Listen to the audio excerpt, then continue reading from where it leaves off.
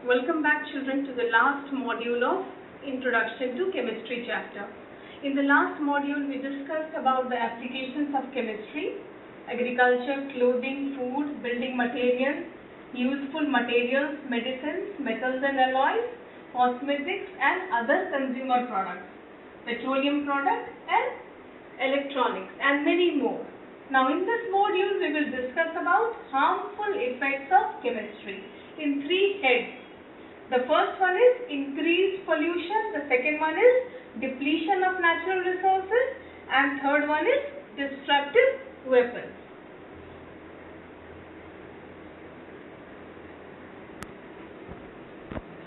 So children, let's start with harmful effect of chemistry topic. Now, apart from the benefits that chemistry has given to the society, there are some harmful effects also. So the first one is increase in pollution. In modern era, industries plays a very vital role. They are the pillars of our development. So in industries, various chemical processes take place which produces harmful smoke, poisonous gases and toxic waste products. So our industries are responsible for four types of pollution, that is air, water, land and noise pollution. So let's start with air pollution. Air pollution is caused by the release of high proportion of undesirable gases such as sulfur dioxide and carbon monoxide, which comes out with industrial smoke. Second category of pollution is water pollution. It is caused by organic and inorganic industrial waste and effluents, which is frequently discharged into water. Also hot water which comes out of the factory and different units, thermal plants, all are drained into rivers without cooling, and as that hot water affects the marine animals and marine plants. So because all of a sudden there is discharge of hot water, sometimes they are killed also, it is so hot. So now we will move to third type of pollution, that is land pollution. It is caused by dumping of waste, especially glass, harmful chemicals, industrial effluents, packaging, salts and other garbage, rendered the soil useless. So finally all these things, they make the soil useless. So we need to have proper management of disposal of garbage. Like some treatment plants should be there, or recycling of garbage should be done at each and every part of the country. It is done these days, but it is not very common in all parts of our country. Now, fourth type of pollution is noise pollution. It is caused due to industrial and construction activities, factory equipment, generators, then electrical saws, drills and other machineries. So all these harmful pollutants cause many diseases in humans, in plants and in animals, which we will discuss in another part of the chapter. Now, we will move to the second harmful effect of chemistry, that is depletion of natural resources. So due to increased industrialization, there is depletion in our natural resources such as forests, minerals, petroleum, coal, water bodies, etc. This has created imbalance in our environment, like you would have seen recently that sometimes some year it rains so heavily that it is everywhere it is flooded, and sometimes there is no rain. So the situation of drought comes. Now another burning issue is of deforestation. Today we are cutting forests, trees, trees for our own benefit, for utilizing that forest wood, or sometimes to clean the land, to make new buildings for people to live, or shopping malls and markets. So finally what we have done, we have interrupted the balance of nature. So this has given rise to a situation of which is called deforestation. Now it has caused an increase in carbon dioxide level in the atmosphere, and hence there is a sudden rise in temperature which has been felt in these years. So earlier maximum temperature used to go up to 49-50, but now we are feeling temperature up to 53-54 degrees Celsius. Also it has resulted in less rainfall. You all know in the junior classes you all have learned that trees are very beneficial for rainfall. And one another impact is that fossil fuel like coal, petrol and diesel consumption, all these fossil fuels are consumed at a huge amount, or we can say the consumption is at peak level due to industrial consumption, and also we are completely dependent on them. So our oil and coal reserves are quickly exhausted. They are getting over. It is getting over as we are not able to find an alternative. Also, burning of these fuels is increasing the level of pollution in the air.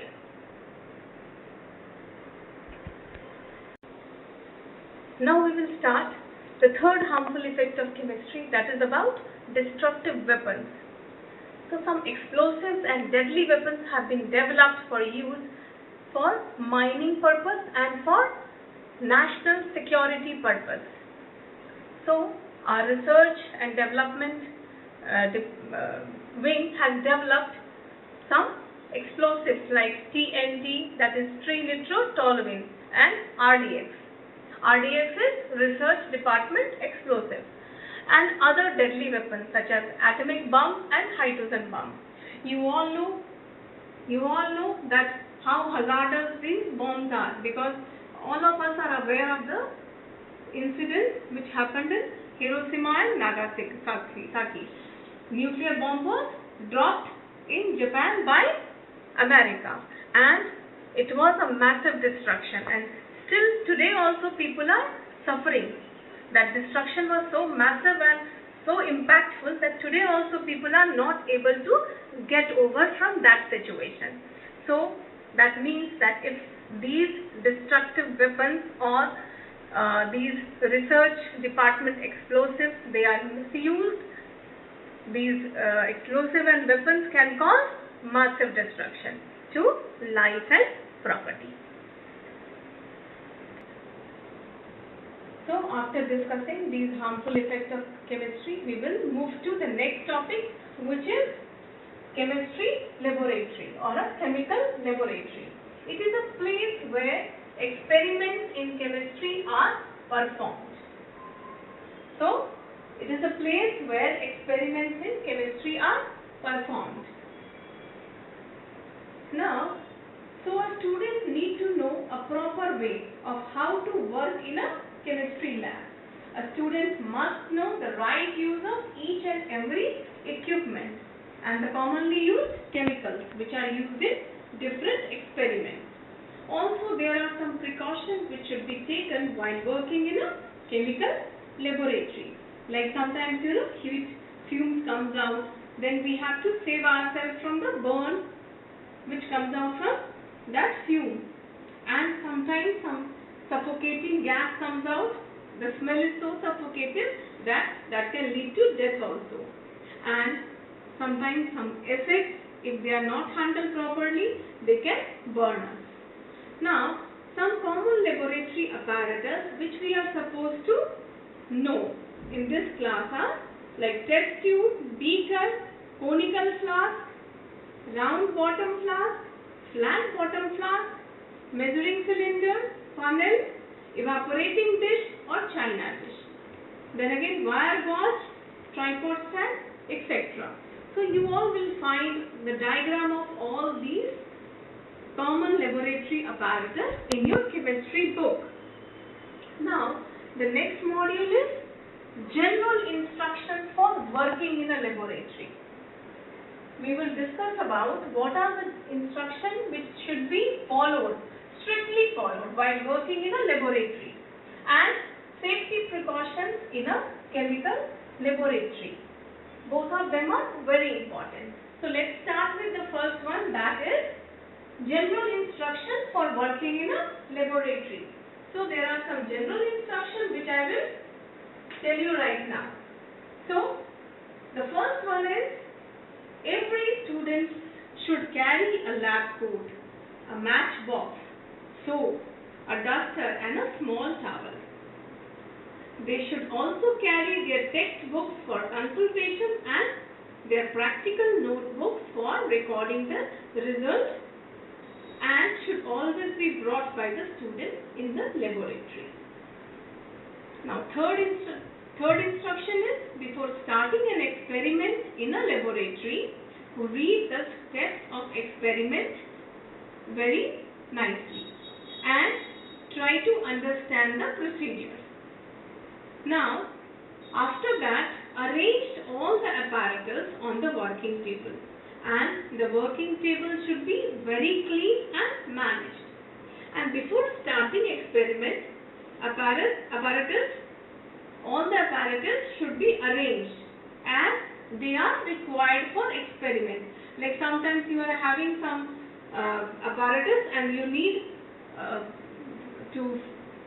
fire, so you need Bunsen burner. Again, you have to set a flat bottom flask or round bottom flask. So what you need? You need a tripod stand.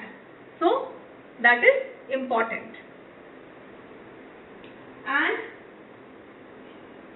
if you have any confusion, you should approach to your teacher or the chemistry lab head to clear out that confusion. You should not go for hit and trial method. Unless and until you are not sure about the process, don't go for it, because it can lead to any hazardous situation or it can lead to any accident.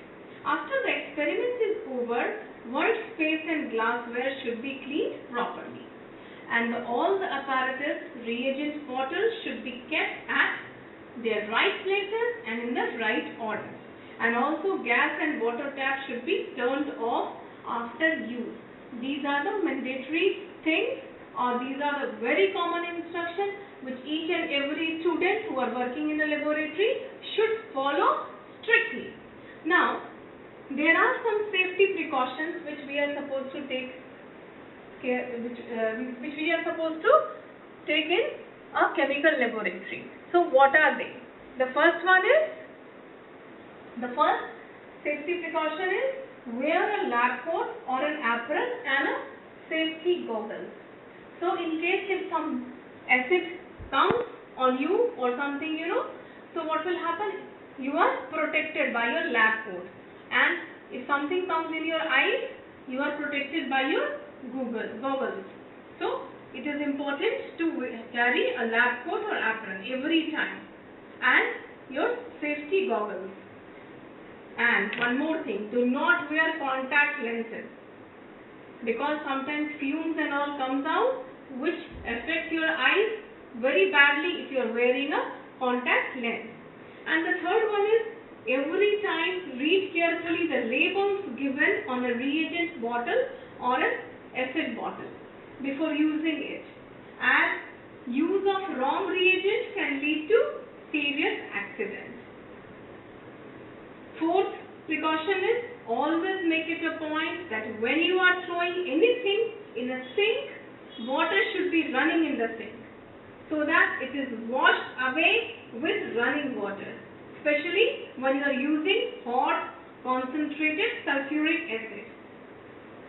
It should be thrown in the sink only after cooling it. You should never throw hot concentrated sulfuric acid. And the fifth precaution is, if any solid or liquid chemical spills on your skin or clothes, wash them immediately under running water and apply burners on your skin if it burns.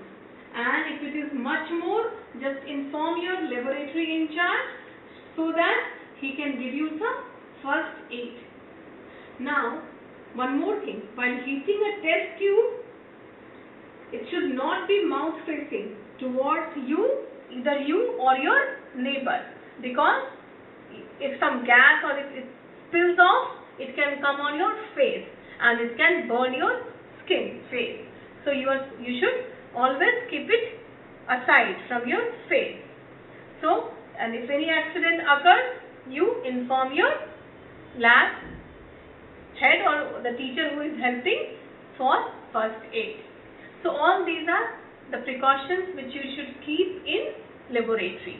So in this module we have covered general instructions for working in a laboratory and safety precautions in a chemistry laboratory. And one more thing, never try to taste a chemical.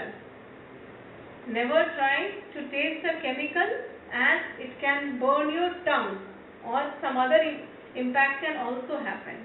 Also, do not eat or drink on your lab table. Don't litter anything on your lab table.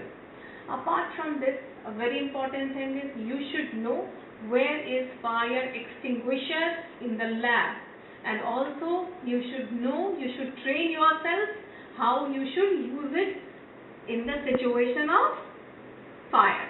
How you can use it, use the practical application, learn the practical application of fire extinguisher. This is all about the chapter. The chapter is complete, children. If you have any problem, just inbox me and go through your, I believe all of you have got your book. So go through the chapter. If there is any problem, just inbox me. If any confusion is there, I will clarify it. Thank you, children.